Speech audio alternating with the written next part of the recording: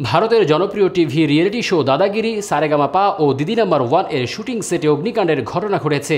সোমবার সকাল 11টার দিকে কলকাতার রাজারহাটে অবস্থিত স্টুডিওতে দুর্ঘটনা ঘটে। বিস্তারিত ডিস্ক রিপোর্টে। ভারতীয় সংবাদ মাধ্যম জানিয়েছে, ক্যান্টিন থেকে নাকি আগুন ছড়িয়ে পড়ে চারিদিকে, যার ফলে নিমিষেই পড়ে যায় শিল্পীদের ভ্যানিটি ব্যাগ। আর কিছুদিন পরে শুরু হয় বাংলার বিখ্যাত music reality show Sa Re Ga Ma Pa legends. আজ নাকি সেই স্টুডিওতেও শুটিং করার কথা ছিল শোয়ের। তবে আগেই ভয়াবহ বিপর্যয়ে প্রথম স্টুডিওর ভিতরে রাখা একটি ভ্যানিটি ব্যাগে আগুন ধরে যায়। এরপর পাশে থাকা আরও একটি ভ্যানিটি ব্যাগে আগুন লেগে মুহূর্তেই পাশে থাকা একটি টিনের শেডে আগুনে ছড়িয়ে পড়ে।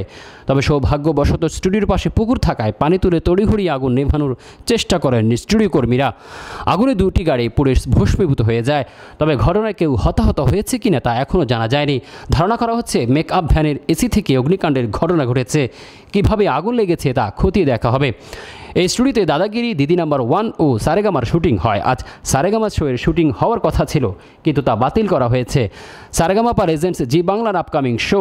এবার সেখানে সঞ্চালকের ভূমিকায় থাকবেন অভিনেতা অনির্বাণ ভট্টাচার্য।